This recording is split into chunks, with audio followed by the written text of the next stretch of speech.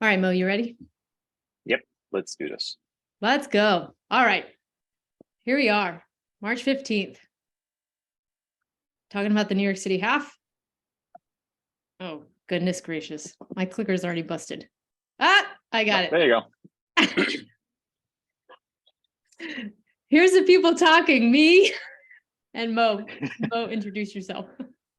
My name is Mo. I think I'm pretty sure that everybody that's on this call I've met at least a handful of times. But yeah, it's nice to see or virtually meet everybody again. I'm co-hosting with or much more accomplished runner Kristen. This just happens to be one of my favorite courses, so I'm happy to discuss my thoughts on what I've done historically.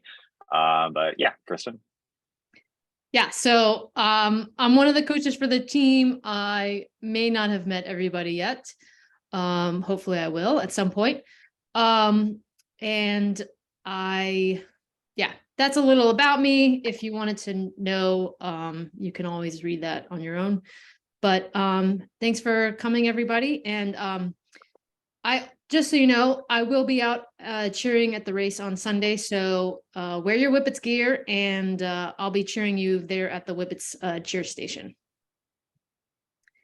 Here's our agenda for this presentation. So here's all the things we're going to go through. We're going to start with the expo, the start, the course, the finish, and then Q&A. Basically everything. The expo, this is where they've had it here before. So if you've done it before, it's same place. It's the Center 415. It's between 37th and 38th Street. There are the hours. Just note that if you want to go to pick up your bib, you need to get there before they close, like 30 minutes before they close. So don't try to show up at 8 o'clock to pick up your bib. Make sure you get there a little bit earlier. Anything you want to say about that, Mo? No, the bid pickup, you can opt to schedule your pickup if you want. I believe New York Runners does that as more as a formality to understand how much people they're going to have showing up at any given time. If you did not select your bid pickup window, don't sweat it. You can always just select it now or show up. It won't hurt your chances of getting your bib. Yeah, so the things there specifically said that they're going to ask for is your ID confirmation form or the QR code. And they do allow proxy bib pickup for this. That's not always the case, but for this race they do.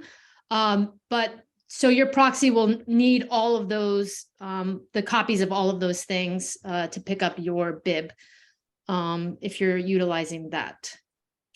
And just in case you want to come out tomorrow night, Mo and I will be hanging across the street to sort of celebrate and, welcome people who want to come over from the expo. We're going to be there at 7:30 tomorrow if you wanted to join. Make a kind of group activity out of people going to the expo. Also, it's another good opportunity to ask questions if you want. Well, we'll both be present. Indeed. So this is the layout of the expo. It tells you who's going to be there. If you've ever been to the New York City Marathon Expo, this is quite a bit smaller. There's a lot fewer vendors. Just keep that in mind. You don't need as much time to go through it as you would for something like the New York City Marathon. It does cover 2 floors though. And your race materials are located on the 2nd floor. Just so you know, like if you are one of those people where you're going to be in a hurry and you want to just get in and get out, head straight for the 2nd floor. And that's where all of that stuff is located. Anything else there, Mo? Nope. No. Nope. I believe we're going to also go through bag. Oh, no. All right. So I'll bring this up now. The bag check. At this time, when you pick up your bib, you're going to also get the designated bag that if you choose to check a bag for the race, you want to get there a little bit earlier for the start to check your bag. We'll go through the timing in a little bit. But they're pretty vigilant about making sure that everything that you want to bag check has to be in the clear bag. Anything if you're carrying like your own bag, that has to be emptied out and visible in the clear bag. And unlike previous years, last year, they clipped me for this as well. It has to fit in that single clear bag. You cannot daisy chain multiple clear bags anymore if you're carrying multiple things. It stinks, but yeah. So just make sure if you want a bag check, it's got to be able to fit in that one clear bag. If you've done the New York City Marathon before, or any of New York Roadrunners 5 borough races, we're probably all familiar with the size of that bag, but if not, you'll see it and then you can plan accordingly. My thing is stuck. Hold on. I don't know what's happened. Oh my God, there's always something. Okay, here I go. I can click that way. All right. So this is a map of the start. You'll notice, if you didn't already get the memo, the course has changed just a wee bit, but the difference is all in the start. So if you haven't taken a look at the map, this is the map that you're really going to want to take some time to study. So if you ran it last year it started in the park, and this year it starts outside the park. You cover sort of the same ground, but in a different order. So in terms of getting there, if you're going to take the subway, the 234 there at Eastern Parkway is the closest stop. If you do not have a bag to check, if you do have a bag to check, I didn't write this on here. Yes, I did. If you do have a bag to check, then you're going to want to go a little bit further, just to get a little bit closer to where that bag check location is. And you can see it on the map there. It's that green square. So that's between Clausen and Franklin Avenue there. And there is a separate pickup, drop off, sorry, if you're taking a taxi, Lyft or Uber, and those are indicated there on the map as well. So all sort of the same general location there in Brooklyn, but I do recommend having a game plan. Make that game plan, Saturday afternoon or something like that. So you've checked to see how much time it's going to take you to get there. Where exactly are you going to get dropped off? How many blocks do you need to walk to get through security and, get to your corrals and things like that? Do all of that planning in advance, ideally on Saturday or maybe even before. And some extra information here too as well. New York Roadrunners has indicated that the corrals this year especially are going to be a bit tighter. Every bag check has its own cutoff time. Every corral to enter your corral has a cutoff time, and every wave has a cutoff time. Just be vigilant about getting to your respective corral and wave at those cutoff times. Otherwise, they might boot you back one wave. Apparently, the corrals this year are going to be a little bit more crowded just because the race is just popular. So they may have a lot more runners coming in for this particular race. Also, keep in mind, again, to reiterate about planning your transportation there in the morning. I know generally a lot of people love to use Google Maps to try and figure out their at-the-moment transportation or some other means. This is one of those moments where you really want to leverage the MTA's website to understand service changes that are happening in the future. I can tell you right now from the Upper East Side, there's going to be service changes on the Q. Q is going to be running local, and early hours, you're going to have 15 to 20-minute headway. From the Upper West Side, I believe the 3 is suspended completely with no additional service on the 2, and 2 is running local between certain stops and also transitioning onto the 4 line at some point. So you can visit mta.info. Yes, the shameless MTA pitch from the MTA person, but visit mta.info to look up what planned service changes are for your special way of getting there, however which way it may be. If you plan on taking a Lyft or an Uber tonight or tomorrow, would probably be a very good time to pre-schedule your ride, because I guarantee you it's going to get surge charged, and it's going to be upwards of $150 to get there on race morning. So nobody wants to pay that. Another good idea is if you plan on riding a city bike there, the docks all over this park are going to be flooded. If you're going to dock your bike here, you might want to do it 1 mile out and use it as an excuse to do a warm up. So just keep that in mind. Yeah, and I'll also add, because I live in Manhattan, I do not make my way to Brooklyn all that often. So I'm not as familiar with the streets. And as you can tell from the map here, it's not a grid. It's not numbered, right? So it's a little bit more complicated than what you may be used to. Like if you're just used to like rolling up to Central Park, you know, someplace that you go all the time, you don't have to think about.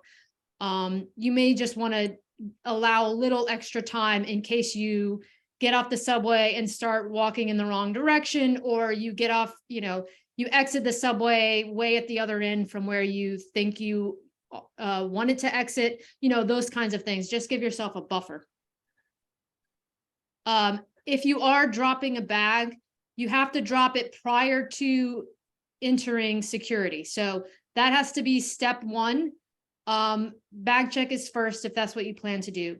And then the other thing is NYRR has said that there's a separate security entrance if you have checked a bag, although on the map it appears like they're right next to each other. So I'm not sure what the distinction there is, but just so you know, that's what they've sort of said on the website, and that's the arrow is there indicating what's supposed to be that entrance. More about the start. So I included this because I just thought it was nice that NYRR is doing this, and this is a rather new addition. But they have set up 3 locations for nursing mothers, one at the start, one at the half, which is mile 6, and then one at the finish. So if that pertains to you, they have made arrangements for that, and it's a collaboration with Mother, which is a great organization. And they have a booth set up at the Expo, so you can go and talk to them specifically about, you know, your pump and getting it transported and all of that kind of stuff. But I am very happy that they are accommodating this. Just so you know, the corral lineup, that's the direction that the arrows there. So, you know, keep that in mind. If you are in one of the front corrals, you know, you're going to need to give yourself time, because you're going to enter at the very back and you're going to have to make your way all the way to the front. This is all just about planning and, you know, thinking ahead. Oh, I just said that. Give yourself plenty of time. Here's the schedule. Go ahead, Mo. No, nothing. I was just laughing with you on the schedule. Oh. Hey, give yourself plenty of time, and then it comes up on the screen. This is the recommended schedule from NYRR. You know, everybody's thinking this all the time. Like, do I really need to be there at 6:10? Do I really? And my take on that always is, you know what? It's better to not have any added stress. Like, the morning is long enough, the day is long enough. You want to be focused on your race. You want to be mentally in a good place, right? You don't want to start out the morning with like stressing if you're going to make it, like barely, you know, getting into your corral, barely having time to use the porta potty before you have to start running. Like, these are extra stressors that you really don't want. They're not going to help you race better. They're going to actually detract from your race. So my feeling on this always is, you know, don't try to cut it short, right? Just know it's going to be an early morning, but you can make it an early night that night if you want, right? Just go to bed early. It's one day. So, you know, suffer a little bit, but the long-term gain is worth it. So I would take these recommendations and I would follow them. That's my take on that. Mo? Nope. Yeah, it's I guess the New York Roadrunners adage: don't race before the race. So just plan accordingly. Good. Especially for last minute unexpected things, especially with transit, because things happen for no reason at all, but they just happen. Yeah. And if you've done any of these races there, the big NYR, like these are international races. People are going to come in from all over, different states, different countries to do this race. And it's going to be crowded and there's going to be a lot of people. So you don't want to just be calm, be cool, be collected, and give yourself plenty of time. All right. We're going to dig into the course. This is the overview. There are eight aid stations with water and Gatorade. They're 1.5 miles apart, so there's plenty. There is only one SIS gel station that's at mile 6.5. And there are porta potties at all of the eight stations. The course is point to point, as you can see. It starts in the south towards the east, and you run north and towards the west. So keep that in mind as you look up the weather and as you look up the wind. I'm going to say it many times, wind. There's places where there's a lot of wind on this course. Unfortunately, the forecast does not look super great in terms of the winds. It could change, right? It's like there's plenty of time for it to change, but you want to know what it's doing because it's going to affect your race. So keep in mind the direction you're running, primarily south to north. And here at the bottom is the elevation chart, but we're going to break it down and we're going to go through all of that bit by bit. Oh, and now I was going to go into pacing. Mo, do you have anything you want to say overall about the course? Nope, just the wind. Get ready because there's a lot of exposed portions of this course. Yes, mainly the the bridge and wind. the whole of FDR. So it's gonna be a windy day. Indeed. Okay, so now I'm going to say a bit about pacing before we go and break down the course bit by bit. Let effort be your guide. There's a reason you want effort to be your guide, and the reason is, look at that elevation map. See that red? See all the red go up and down? That's why you want to run by effort. That is the reason. Each split should be within a pace range, and you can target an average between the ups and downs. That's a good way to go about it because you're going to have a lot of variation. And you should not be running even splits. Do not run even splits on this course. The climb should be over and the descents should be under, and you want to average half marathon pace. It's going to be tricky because there's a lot of there's a good amount of incline. And as you'll see here, these are two quotes. John Kellogg and Jack Daniels. These are both well-known, respected run coaches, like at the elite professional level. And so they both have their own little formulas for what happens when you go uphill, what happens when you go downhill. The nutshell of it is climbing uphill will slow you down. You'll have to use more effort to maintain pace on that. The descent, you will, your effort can be decreased. However, you don't benefit as much from a downhill as you detract from an uphill, right? So it's not a one-to-one equal, as much as that would be super cool. Just that's not how it works. Jack Daniels says that and for every % gradient of incline, it'll slow you 12 to 15 seconds per mile. Every % gradient of decline will aid you by 8 seconds. So as you can see, right, that's a little bit of a difference. That means you're going to have to work harder in certain places if you want to like keep pace, which probably you do if you're training to run a PR or you know what your half marathon pace is. Keep this in mind as you go and as you plan out your race strategy, and as we go through the course, keep in mind where you're going to be adding, subtracting, and where you're going to need to make up little bits. My recommendation always on making up little bits is to really make those little tiny bits, right? People think, you know, when I say, okay, you want to make up time, what I mean when I say make up time, I mean literally 2, 3, 4, maybe 5 seconds a mile, teeny tiny little bitty bits. There's like a million reasons for that, but that's what that means. That doesn't mean that you're going to go run 10K pace in the half marathon. No, there's no there's no place for that, because that is significantly faster. That's 20 or 30 seconds faster. That is not what we're talking about here. We're talking about little tiny bits, right? Races that are done well or paced well are races where you're disciplined and you're in control. So I recommend always, for any race that you're doing anywhere, you be disciplined and in control. That's my little rant.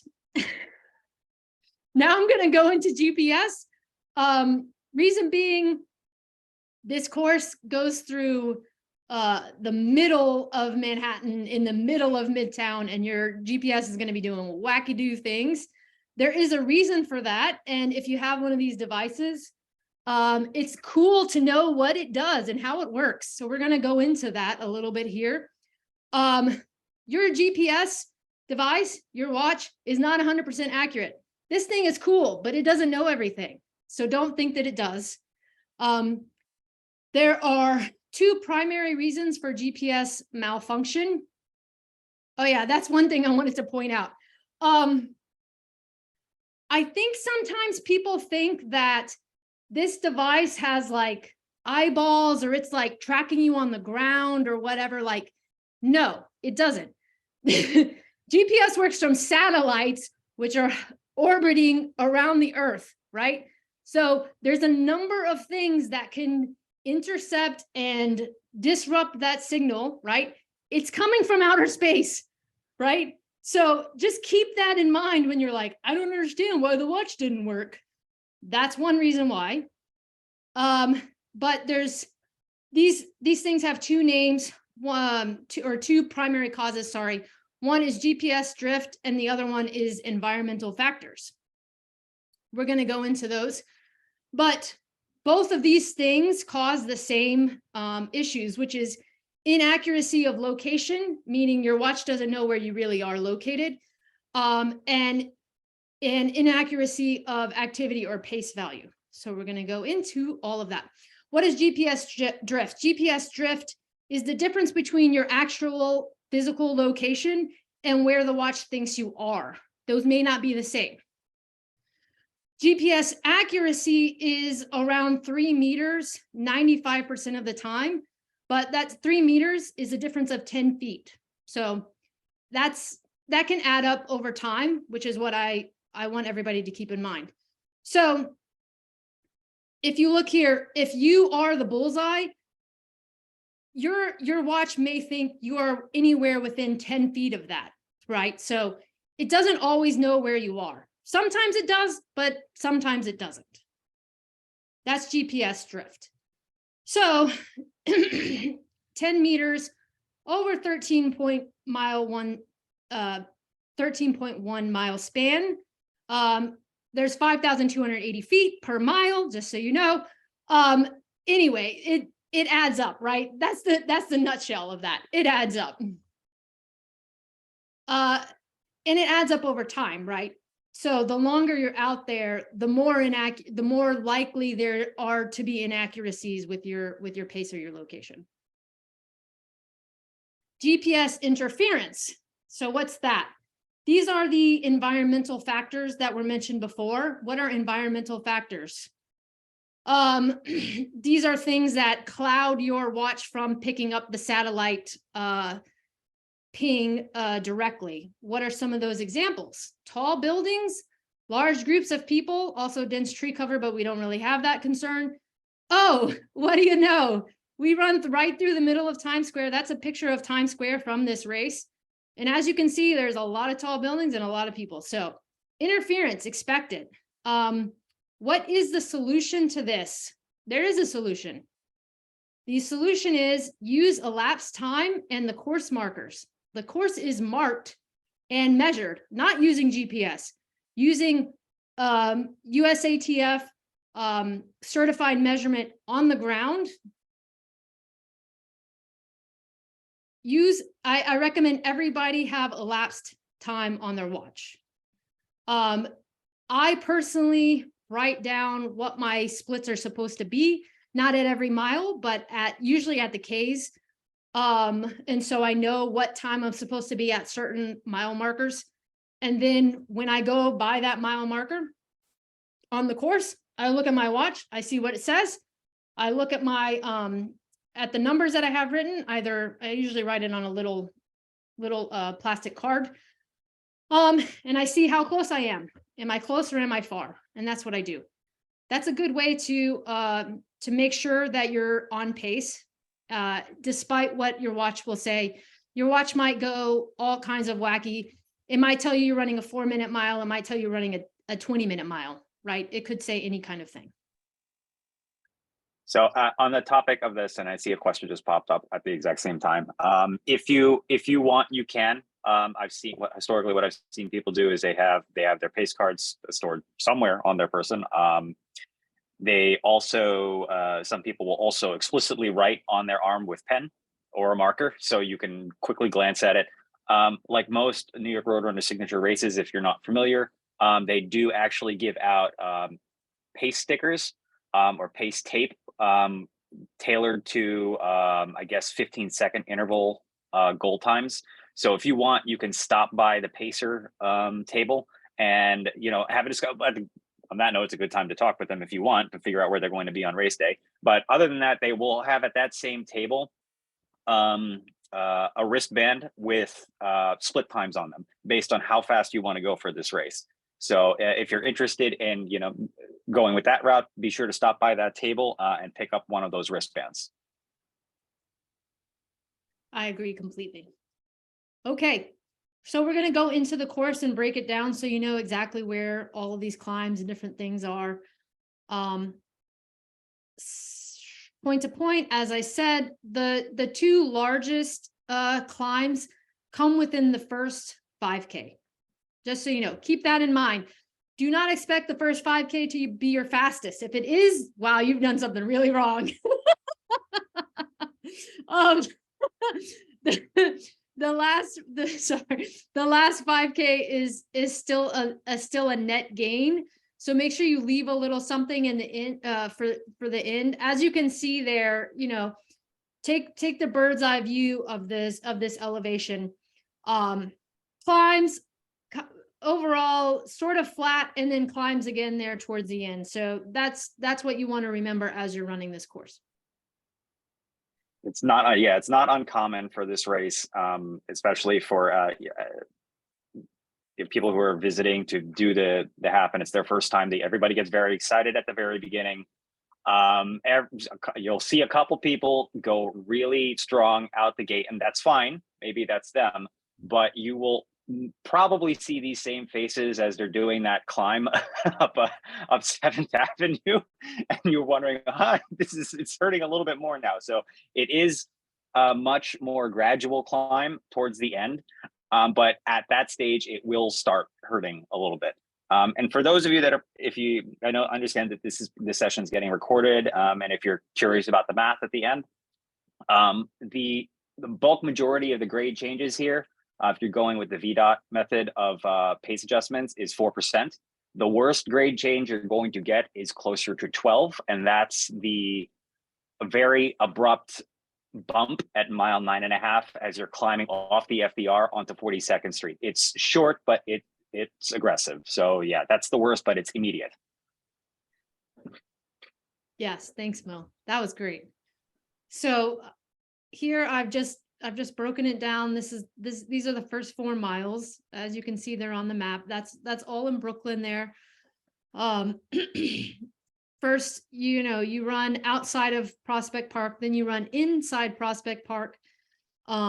Then you run along Flatbush Avenue to the bridge. So these are the 2 main climbs that I have here. It's from mile 0.5 to mile 1 it's a gain of approximately 80 feet. And that's a climb that is just up Flatbush Avenue. And then from mile 1.5 to mile 2.5 is about 90 feet. And that is Battle Pass Hill, which is in Prospect Park. If you've done any runs in Prospect Park or any of the races there, then you're very familiar with that hill. That comes right there, mile 1.5 to 2.5. From there, you get a nice downhill as you exit the park. You know, from mile 2.5 there to mile, you know, just past mile 3. So, you know, use that, right? Use that to your advantage. Anything you want to say about that section? Well, no, not much. If you've done this course before, I understand that the start area is different, but the concept is still the same. You're still introduced with 2 hills right off the bat before you start heading towards the bridge. So yeah, initially, I guess a few of us had thought like, oh no, they made a very big change to the course. It's essentially the same kind of elevation profile. Only the second hill is a tad bit longer, but it's more or less the same. Yes. Heaven forbid they put in fewer hills. That would be terrible. never any flat courses here. Just... Okay, so this is just a little bit more, you know, we already said this. I put this as a pro, right? Because I'm all about positive thinking. The pro is those 2 big climbs come right at the beginning, which is great. You don't want those huge climbs at the end. You want them right at the beginning if you're going to do them at all. So you know what? You want to start out conservatively. You want to start out nice and, you know, you don't want to go out too fast. So there's no reason with those climbs to go anything approaching too fast. The other thing too, I say here, you're going to be, you know, boxed in a little bit early on. I'm sure all of us are used to that, having, you know, we live here, we run in NYR races all the time. So we're used to what that is. You're going to experience that here. There's no reason to try to, you know, push and shove and elbow your way around people or anything like that. This is all about conservation of energy. That's what you want to do in the first 4 miles of this half marathon. And this is what I say, patience is key, right? Plenty of race remaining. Your race is not made in the first 4 miles, I guarantee you. Now, this next segment is just from 4 to 6, and that's the Manhattan Bridge. I included a little bit extra just because you kind of like get on to the bridge. So it's a little bit of a longer incline than just the bridge itself, right? But these are the 2 sort of hills. You know, this is nothing like what you've done in the first 4 miles there. You gain 40 feet from mile 4.25 to mile 4.5. And then there's another 60 feet gain from mile 5.25 to mile 5.75. So keep that in mind. I think some people, when they think about racing in New York or any of these like interborough races, they think that the bridges are the be all end all make or break of the course. The bridge in this is actually, that's not the biggest you know, chunk of the apple you're going to take, right? That it's not. It's noteworthy because it's a bridge and you have all those views and all of those things, so it sort of sets itself apart. But from a running in an elevation point of view, it's just not as big of a deal as you may think it is. Right. I'm also not sure why New York Roadrunner's elevation profile shows this as a dip on the website, but that's fine. I said that too. Yeah, it's fine. If you look at the PDF on their website, it will actually show you the true elevation change on this one. If you're used to running across this bridge, I really hope it's 99% of the time you're on the pedestrian footpath for this one and not on the actual road. For first timers, this is going to be on the, I believe, Manhattan bound side of the road. The grade is going to be a little bit harder than the pedestrian footpath, just because although the distance across the bridge is the same, the rise is going to be a little bit higher. If you ever noticed that when you're running across this bridge, normally you're next to the train, car paths are right above you about another 100 feet. So just keep that in mind. Also, this is a very popular destination for people to arbitrarily stop and take pictures of things. So if just keep in mind, sudden stops from people are a thing here. So it's happened once before at Queens when somebody just came to a complete stop to take a picture of the Unisphere. So just be vigilant. Yeah, this is a picture of the Elite Men from a couple of years back. So yeah, you can see you're on top of the bridge, you're running where the cars normally are. So you wouldn't be able to run this part normally. As Mo said, I just said that. The pros, you don't get to run like this. It's kind of exciting because the views from there are better than when you run in the pedestrian path. Like you can really see everything a lot better. Because you're on top. You're all the way on top, as Mo said. Another pro, once you've gotten to the Manhattan Bridge, that's Brooklyn, done, out of the way, boom, check that off. So you got that done. A con is that this is one of those sections where it can be really windy. And you will notice it again because you're completely exposed. There's really nothing around you, just open and high up. So if the winds are high, that will be one of those places where you want to tuck in behind anybody that's moving ahead of you. Get in behind them and try to let them buffer some of that if you can. Might as well use the crowds to your advantage sometimes, right? Yes, I think we've covered that.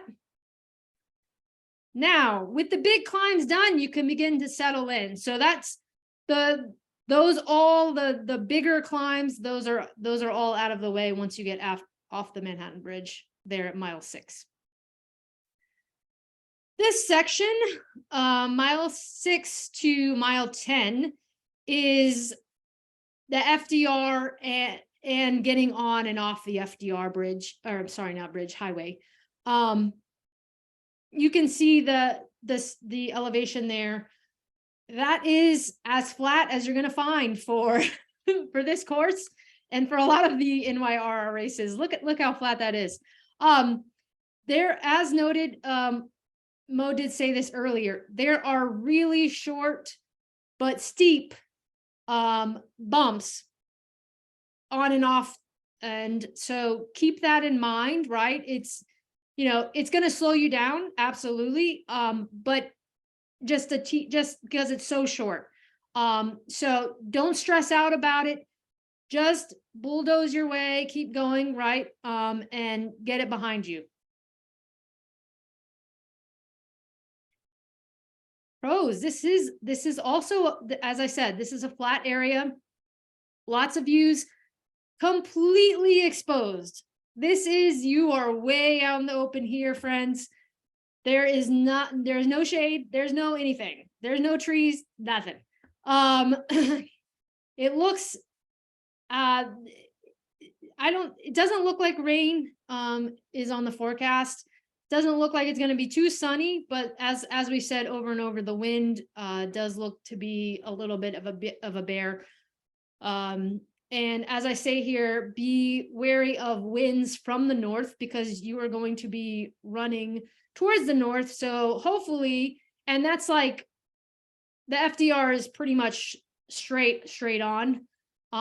So hopefully it's not a complete headwind for all of that section. Hopefully. Mo?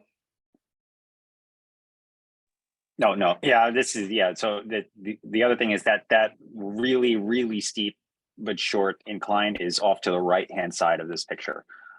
This is, I believe this is FDR northbound. So yeah, when you're coming up that, just be mindful. don't be surprised. But once you come off of it, now you're cutting across town. It's flat and downhill. So there's something nice about this at the end of it. I believe last year we did this segment with the no coverage whatsoever. I think last year this was the temperature climbed a little higher than expected, especially with direct sunlight. But I think the weather is cooperative with the exception of wind on Sunday. Yeah. Yeah, temperatures look okay. You'll be a little cold waiting at the start. Oh, we didn't talk about that. We can go back about that later, but yeah, for running, once you start running, it'll be okay, just the wind. Watch out for potholes. That goes also for the Manhattan Bridge as well. Just, you don't want to twist your ankle. You don't want to, like, please just be careful. Watch where you're going. Don't get so caught up in, I mean, you're going to have all those city views and all these people around you. So there's a lot of reasons to get distracted, but definitely watch where your feet are. Because you're running where cars usually drive and there's potholes. So just know. Woohoo! We're getting towards the end. Here you are. This is a segment through Midtown, mile 10 through mile 12. This is, I think, probably what the reason that people love this race, because this is all the highlights right here in this segment.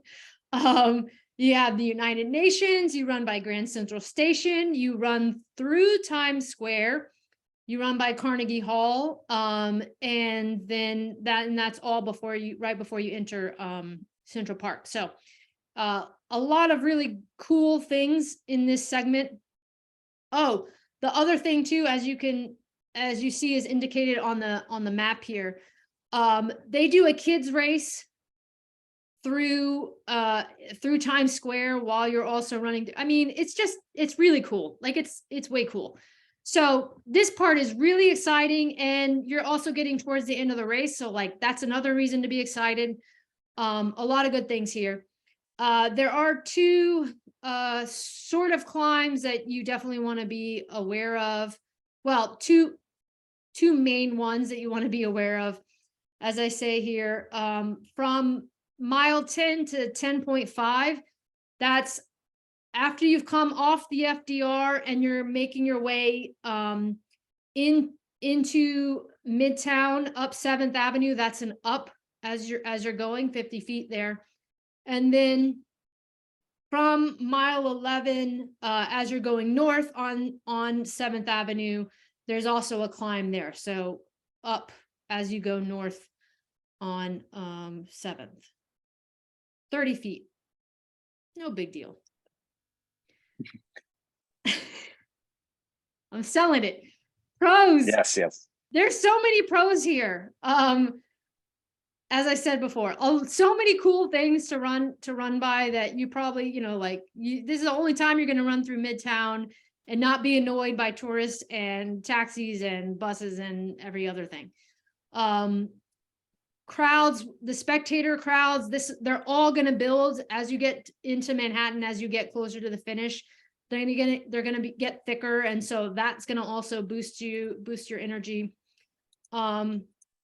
The cons, as I went through before, this is absolutely one of the places where just don't even count on your watch telling you what it should tell you. Do not be surprised if it clocks like, weird, crazy pace numbers and crazy mileage there. There also are, as I said, some deceptive climbs because you can't really see those. They're long, gradual climbs, and it's not like a hill, right? So it's not that you're not going to see it ahead of you. You're going to feel it as you go because you're going to be like, why do I feel like I'm working harder? It's also, you're getting towards the end of the race, so you're going to be working harder. Just keep those things in mind. If you've paced well to this point, this is when you can begin to turn up the heat. That's what I always like to say. Certainly once you get to mile 10, turn those jets on. All the jets you have, whatever you have remaining, for that last 5K, that's the time to do it. Mo? Nope. This is it. You're probably going to be riding off of a lot of energy coming through Times Square. New York Roadrunners likes to point out, and I completely agree with them, that there are only 2 instances in this city when Times Square is shut down, and this is the second one. The first one is New Year's, but this is the second instance. Really ride that energy coming through Times Square. Ride it as far as you can. You're going to be greeted by a whole bunch of confused tourists that think this is New York City Marathon Part 2. And they're just going to be screaming at you like, look at how cool everybody is. What's going on? So just really soak in that energy, and just it's kind of the same vibe that you get at climbing First Avenue in the New York City Marathon. So if you haven't run that marathon, this is the same kind of vibe you're going to get.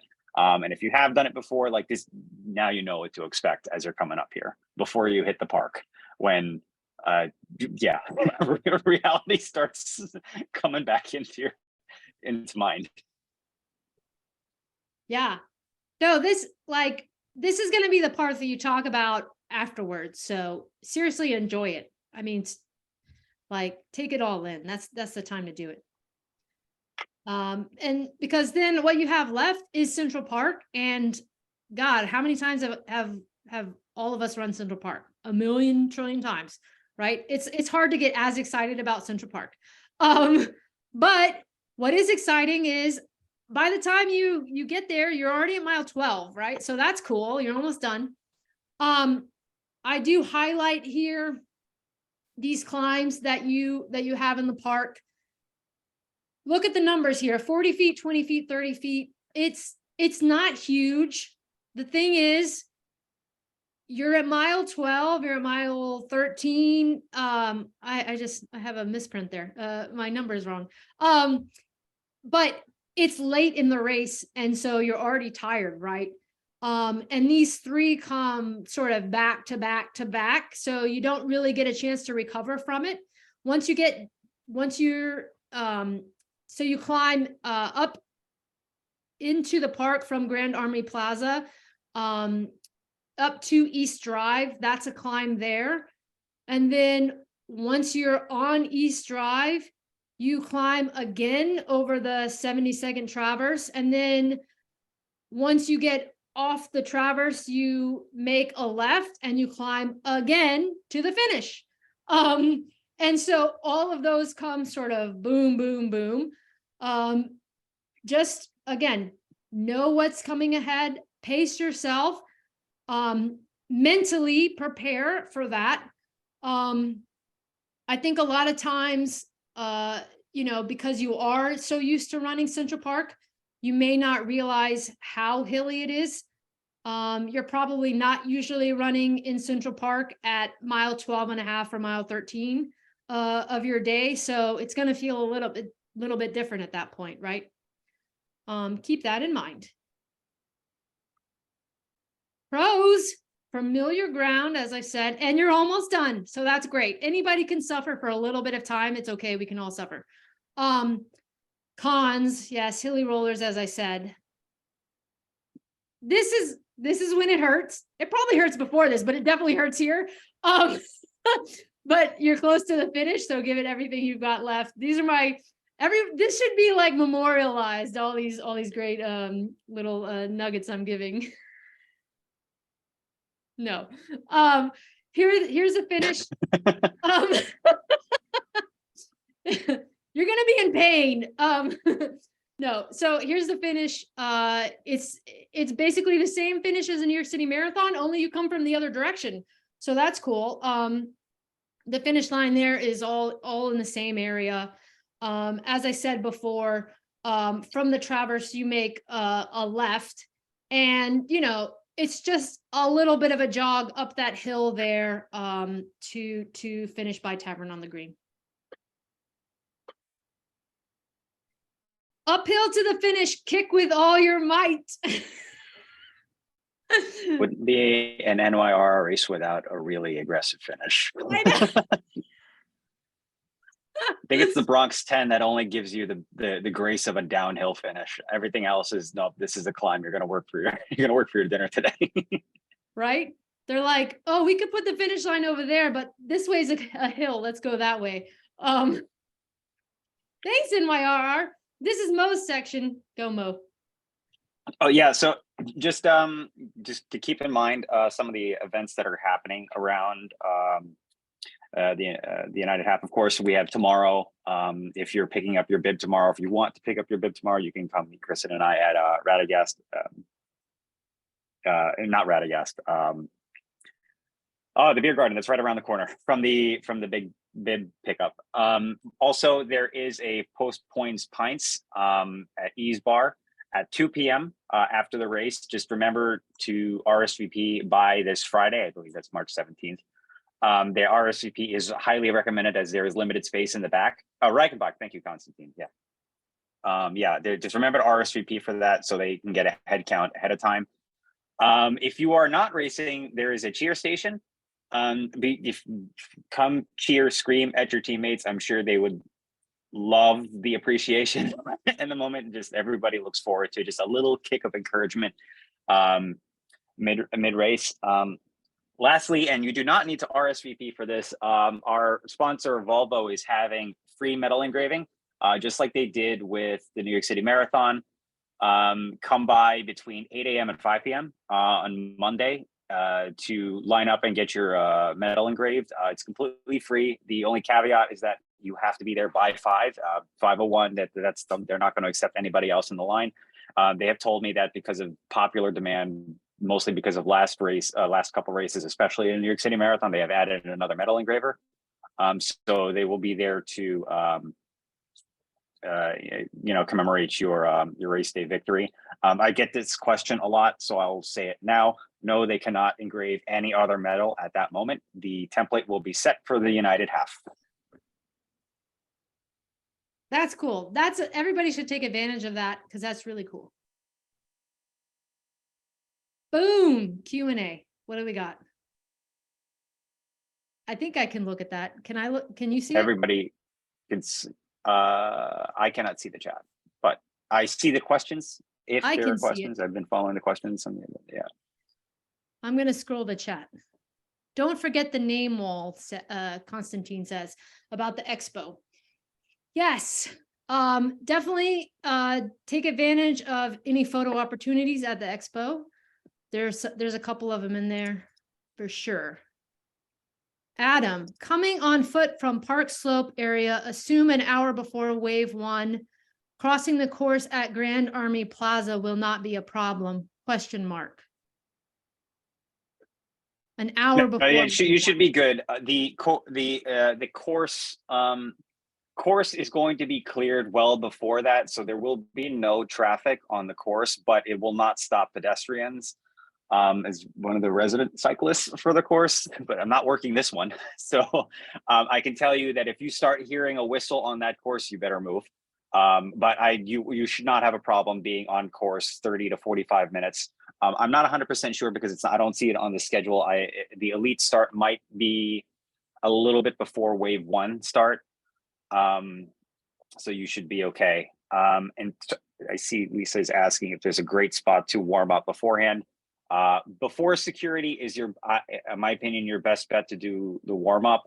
Just because I don't know the staging just before the race. Historically, what's happened is because you're already in the park, people warm up while they're already in the park. But because the start and staging is already outside of the park, it's probably best to get that done outside. Yeah, I would agree with that. I think with the corrals and the porta potties and all that stuff in that lineup there, it's a wide avenue in front of the Botanic Gardens there. It is definitely a wide avenue, but I just think it's going to be tight with people walking and just loitering around. So I agree with Mo. I would try to do it somewhere else. I would plan to do it outside or even in the park if you can before you go in. Your Whippets cheer station, if you're curious, is between mile 12 and mile 13. You're going to be in Central Park. It's where East Drive and Center Drive intersect. They're going to be on your runner's left. Yeah, runner's left. So that's where the cheer station is set. If there's any other cheering on course, I'm not 100% sure, but just pretend someone's watching you at all times. Yeah, so I'll be at the cheer station. It's on the, just make sure you're on the right side. You want to be on the right side anyway, because you're going to be making a right turn onto the traverse. So you don't want to be way off to the other side, because you don't want to have to cover any more of the course than you have to, right? Run the tangents. We all know to run the tangents.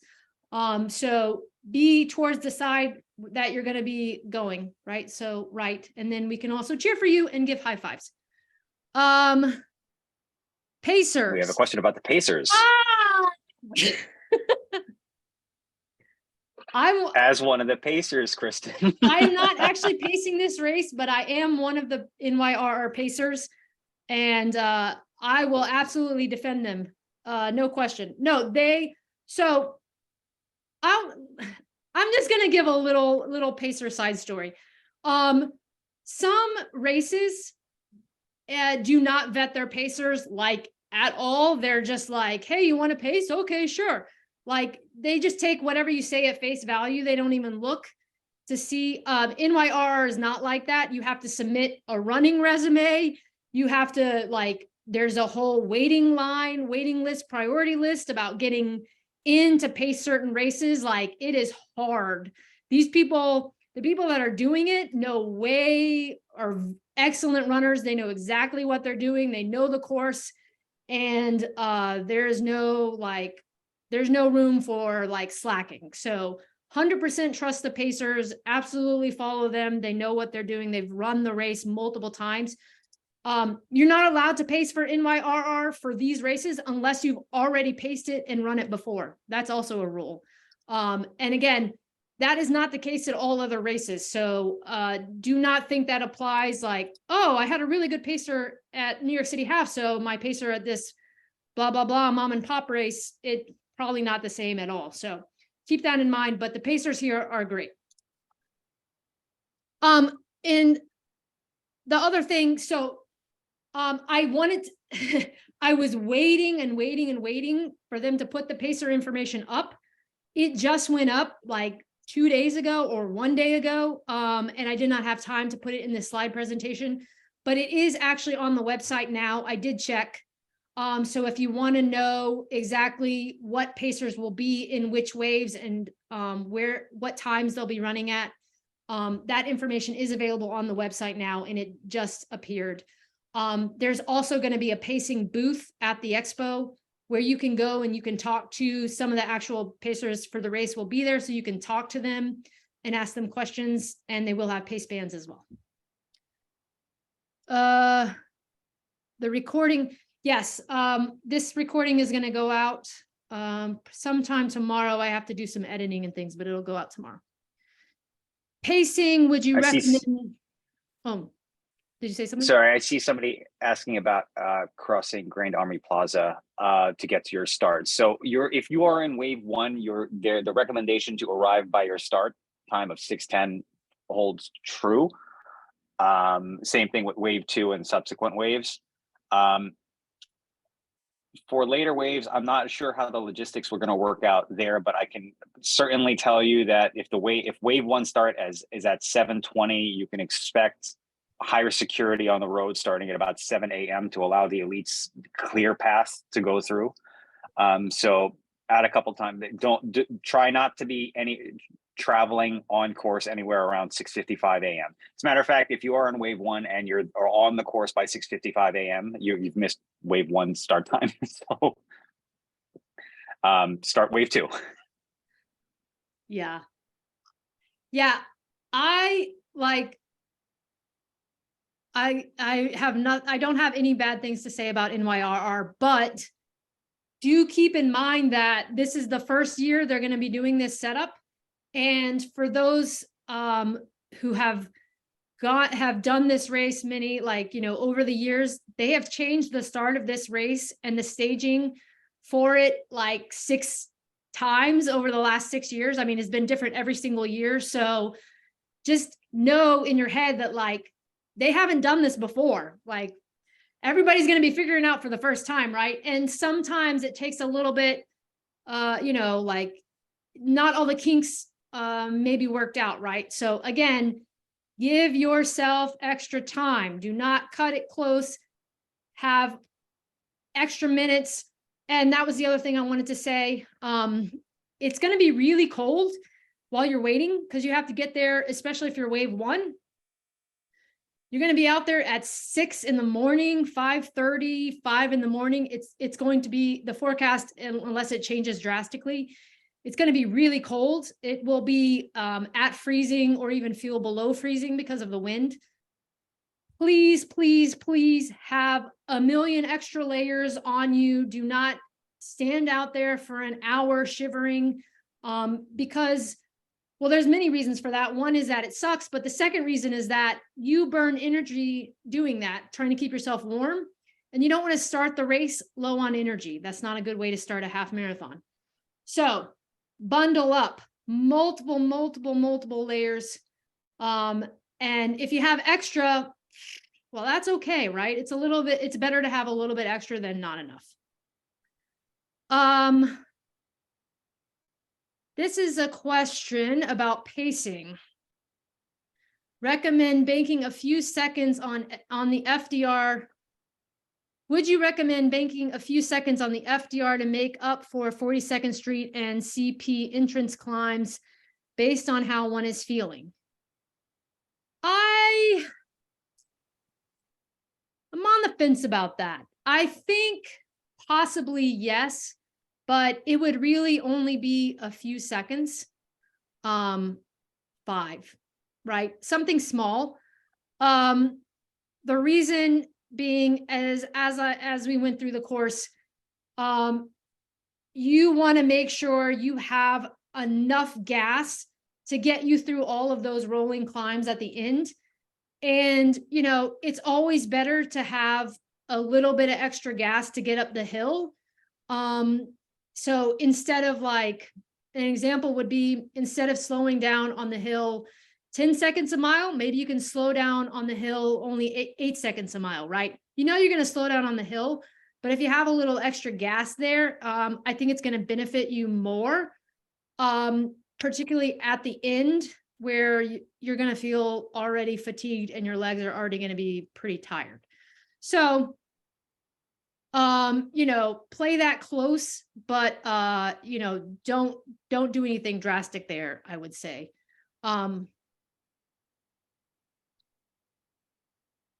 I think the FDR is good for is good for being really close to pace. And if anything, what you're going to do on the FDR, probably more likely, is you're probably going to want to make up a little time from the early miles, from the early part that you've lost, that you're behind a little bit. So you're probably not really going to be banking time there. You're probably going to be making up time there, would be my guess. Unless you're like super hill climber, super bridge climber, and those early miles, keep in mind, those are all the biggest climbs there in the beginning. So you're probably going to be behind a little bit when you get to the FDR. So that's my 2 cents on pacing. How long would you expect to be? This is a question from William. How long would you expect to be boxed in and bunched up at the start? Is it worth 10 to 20 minutes? Huh? 20 minutes? 10 to 20 minutes. 10 to 20 minutes on the high end. I think it's the high end is if you get to your corral. If you get to your corral a little bit early. I'm realistically going to say 10 to 15 minutes if New York Roadrunners information on the crowding in the corral is reasonable, just based on how many people are going to be at the start line. So just take your corral close time and warm up outside as close as possible to the close time, and then go to the close time so you're not idling too much in your potentially crowded corral. It's a slightly new condition this year, just because I guess with the amount of runners that they have here. So just, yeah, so I'm just going to use wave 1 as an example. If your corral's closed at 7:15 and your wave starts at 7:20, depending on how far back you are, you're probably going to be close to about 7:25 when you actually start go through that start line. So personally, I will ride the corral close time as close to the end as possible, just so I can just keep moving and just get active and wake up. Then for the expending energy through the crowds at the beginning, and I personally would not recommend that. The very start of this race, this new style course is very hairpin intensive, and it's going to be combined with a lot of people who are going to be super excited about it, going out really strong just based off of pure excitement. I know I'm guilty of this as well, and a lot of people do this at a lot of the signature races. You don't want to be caught up in that energy accidentally or get frustrated that, you know, there's somebody in front of you. Take a step back, realize that this is just the beginning. You don't want to gas out now, because I, you know, guarantee you gas out now, the moment you clear Times Square, you're gonna feel it. So you have plenty of room to make up. The crowd will thin out. It will even out. It actually evens out a lot sooner than you think the moment you hit Flatbush. So I wouldn't worry too much about that. So just let everybody else around you expend their energy early. If people want to start passing you that early, go right ahead. You're probably going to see them a little later in the race and just look back and say, well, nice to see you again. Yeah, I agree. I think it's going to be the first. I think you're going to be to the 5K point before it really clears out, and that's after you exit the park. That park drive is narrower than what you're going to experience outside the park. And, you know, I really never think it's so early in the race. Like, you're at mile 2 you have like 11 miles to go. I don't understand like burning extra energy at mile 2. It doesn't benefit you. You have so many miles to make up time, to catch up time, to save that energy, right? And so there's not much to be gained from trying to get your way through people, especially through the park there. And because I think it's narrow and it's going to be crowded. And as Mo said, there's hairpin turns, and I just wouldn't even bother. Opportunities are, this is a question from Joel. Are there opportunities to discard, donate jackets and the like? Yes. Absolutely. Wear tons of layers, which you are going to plan to never see again. And they will be donated to charity. So what happens is all of the runners go to Goodwill and they buy their stuff at Goodwill, and then they wear it for an hour and a half to the race, and then they take it off and it goes in the bins to Goodwill, and then they go and they buy it again like 2 months later for the next race, and they wear it for an hour, and so the circle continues. So this is the circle of life for runners and runner clothes. Yes. Wear all the layers, and buy cheap stuff that you don't like, that you're going to get rid of. You're never going to see it again. My favorite 2 things, these are my favorite 2 things to have. If you have these already, that's great. I stockpile them, but the giant, like the industrial thick garbage bags, they make some that are as big as I am, as tall as I am, and they're super thick. I just punch a hole in it for my head and I wear that. It keeps me very warm and also dry. And then the other thing that I really like is airplane blankets. If you've done any international trips, I'm the person like stealing all the airplane blankets at the end. The reason is I take them out to these races and I'm all wrapped up in them, and it's amazing. You know, between the garbage bag and the blankets, I look like the craziest homeless person, but I'm warm, so I'm happy. So those are my 2 sort of top secret tips. But the other thing too is the race shields are what do you call those? Or the heat sheets? The heat sheets. Yeah, I have a stack of those. Like every time I get one from a race, I hoard it, I stash it. So I have, you know, like 30 of them here. I will wear those as well. So those are all good, transportable, easy things. Yes. lots of good ideas. Everybody has a lot of good ideas. You can read these. I think everybody can see these comments, right? Yeah, so they can see. Yes. Yeah, people have, everybody has good suggestions. So read these. New York City Marathon poncho, old stuff in your closet, your buy nothing group. But yeah, lots of layers. Don't be cold. Anyone else have any questions or anything that we didn't cover? Speak now or forever hold your peace. I guess that's Old it. socks make for great throwaway gloves. There you go. I found that out the last race, and like I never thought to do that, but okay, you can totally do that. See, there's so many good ideas. Most of us are, a lot of us have practice at this, because for a lot of New York City races, it involves standing outside in the cold. So we're pretty good at this, I think. Ask your teammates. This is my email address, and also the coaching email address. If you want to email me directly, that's the top one. If you want to email all of the coaches, that goes to the entire, coaching team. That is the bottom address. So any other things follow up. Also, as mentioned before, Mo and I will be at that name of that German place tomorrow across from the Expo. I don't remember the name of it. Reichenbach. Yep, Reichenbach. That's it. Special shout out to our apparel team for this new logo that they've been working on. Stay tuned for upcoming gear. They're still working very closely with Backline on this. Shorts are on the way. I'm just going to leave it at that. Teasers. Yes. All right.